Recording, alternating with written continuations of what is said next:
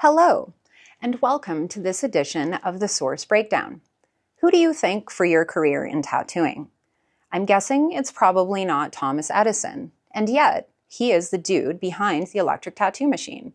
And weirdly enough, his original 1875 creation, which was also the first practical application of an electric motor, is kind of similar to the pens that we are all so fond of using today. The original device was a portable printing or copy machine. Between 1875 and 1880, Edison and his team sold hundreds of these machines before competitors' copycats would flood the market.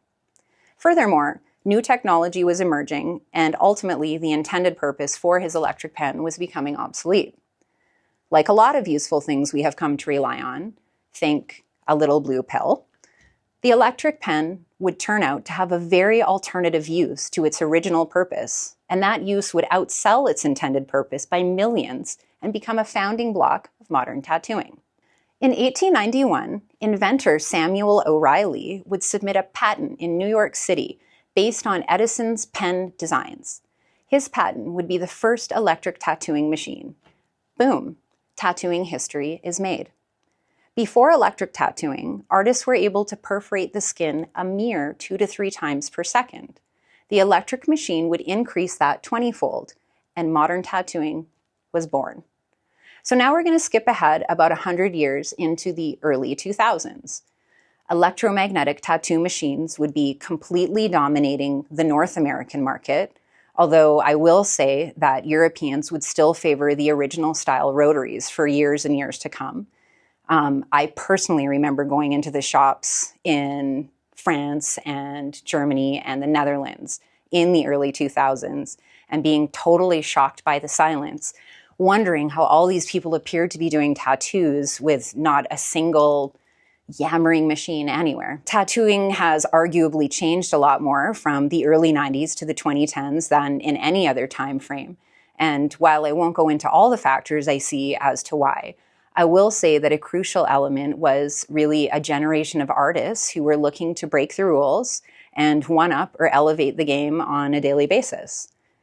So in the early 2000s, I started seeing guys who literally wore t-shirts that said "Forever Loyal to the Coil," making a switch to rotaries, and even for like a hot half a second pneumatics.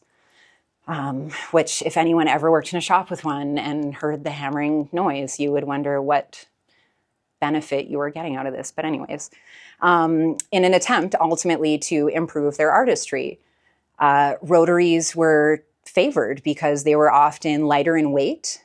They had a different weight distribution and ultimately provided a consistent hit that coils could not.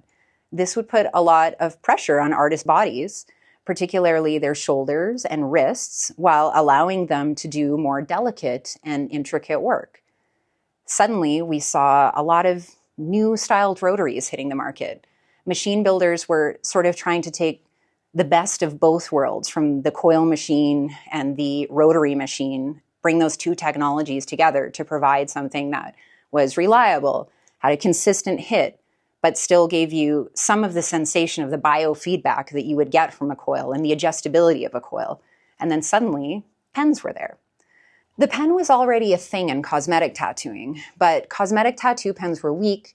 They were built with iron core motors, which did the job but were not reliable. They had a short lifespan, they overheated, they were inefficient. Additionally, the iron core motor could not really provide the punch that a coil machine could. Machine builders saw this and they began to rethink the machine, the motor that was driving these pen-styled machines. The motor is truly the heart of a tattoo machine and the one singular part that will determine the longevity and the usability of your machine.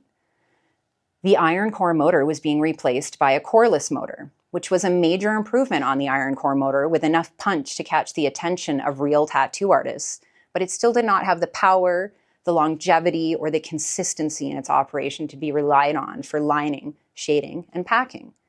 This was the time when I started to see a lot of artists who would use a rotary machine to do all their line work, but they would still do all their filling and shading and color packing with a coil. Enter the brushless, coreless motor. It is very small in size compared to other motors. It's lightweight, it's quiet, It creates little to no vibration. It has a much longer lifespan due to less electroerosion. It speeds up quickly, it slows down quickly, which allows you to easily control and fine-tune technique. It has a much higher torque to weight ratio compared to other motors of its size. And its increased efficiency is what has allowed every one of us who was once loyal to the coil to finally make the switch. So now, let's talk about reliability, function, and of course, price.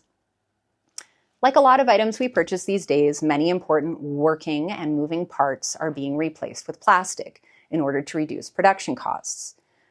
A real bummer about tattoo machines, and particularly pens, is not being able to see inside the machine to see which working and moving parts of the entire motor are plastic or not. Nonetheless, we're going to give you a quick breakdown of the internal mechanisms of most pens, roughly, they're all roughly the same, and how they work.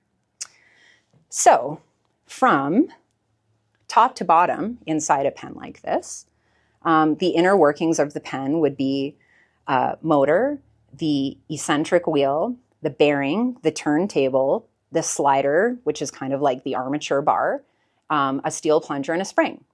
We've already discussed motors, and the bottom line is that the more powerful the motor allows the needles to more easily puncture the skin with less voltage, and the more parts not made of plastic, the longer lifespan you will see in your machine.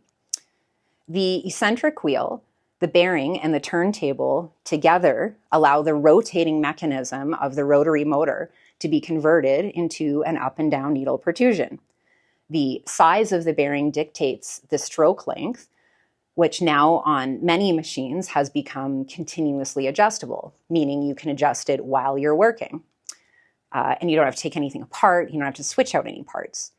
The turntable hits the slider bar, which pushes down the plunger, which compresses the spring and creates the puncture of the needle. A spring is extremely important in tattoo pens.